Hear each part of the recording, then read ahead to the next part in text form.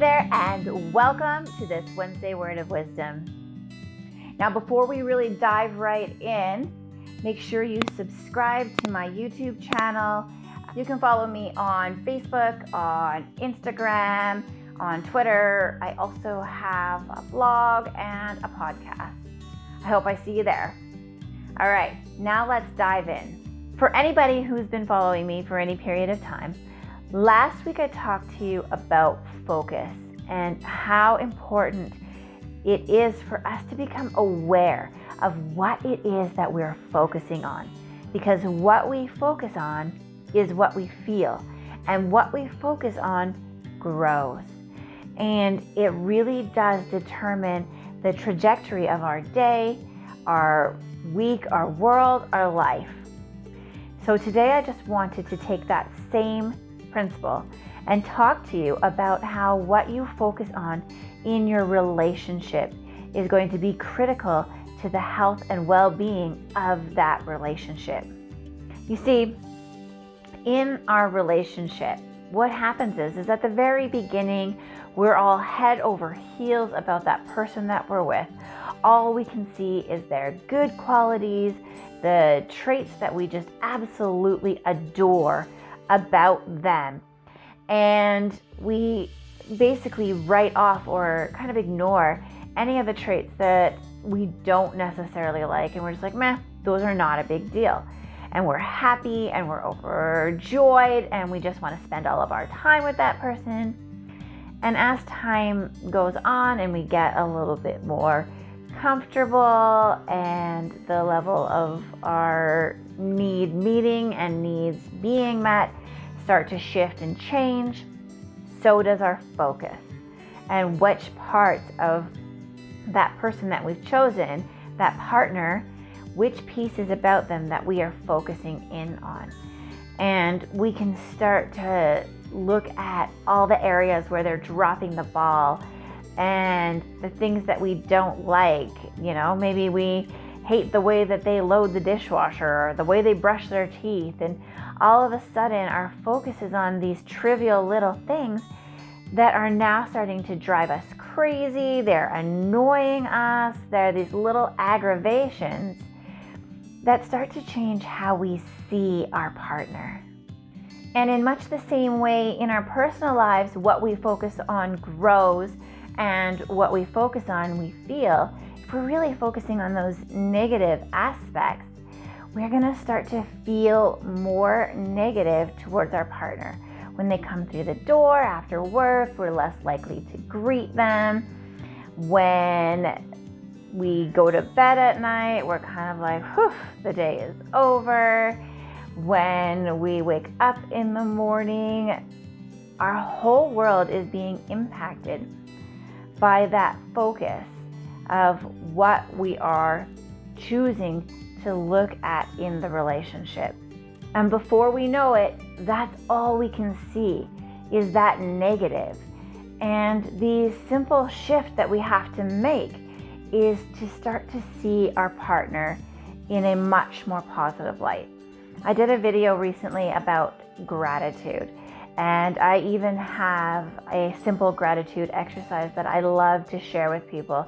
If you want access to that, feel free to just shoot me a message, drop me a line on Facebook or Instagram or wherever, and just let me know that you want it, and I will get you access to that as quickly as possible.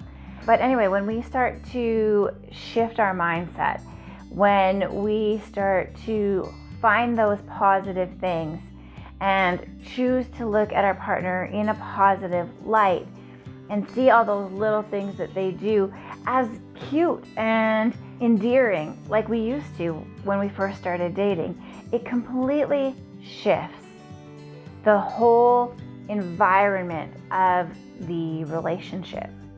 The thing is about those little annoyances or those little traits or qualities that we don't love, when we start to shift our focus, those things become much smaller, because those things that we don't give our attention to then shrinks, and they go out of the focal lens of the relationship and we start to focus in on the things that are really important. Now, this isn't to say that our partner isn't going to make mistakes or let us down or disappoint us or frustrate us from time to time, or that we won't argue or disagree on things, because we will.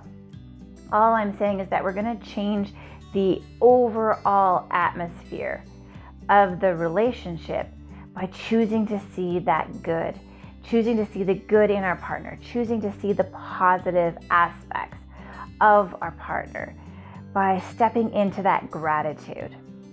In the Revive series of courses, where we have Rejuvenate, Reignite, and Reconnect, you're going to learn all of these simple skill sets. We go through them in depth, and really to change just how we perceive our relationship as a whole.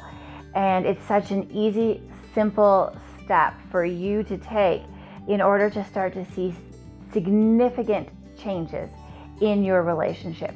To take your relationship from meh kind of to this marvelous place, from good to great.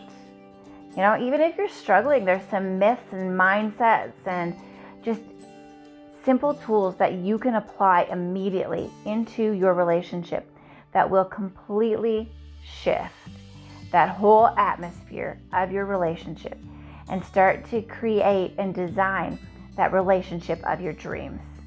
Oh, and I also have the 30-day Living Love Intentionally Challenge. I'd love for you to jump in there, completely free. Join us. It's all about you learning how to live love intentionally. All right. Thank you for joining me today. I hope you have a beautiful rest of your day, and I will be back with you next week. Bye for now. What does it mean to live love intentionally? How we show up in our relationship really determines the quality and the outcome of that relationship. Our perspective and how we see our partner gives way to freedom and happiness within our relationship, that satisfaction. In life, it is our decisions, not our conditions, that determine the quality of our life.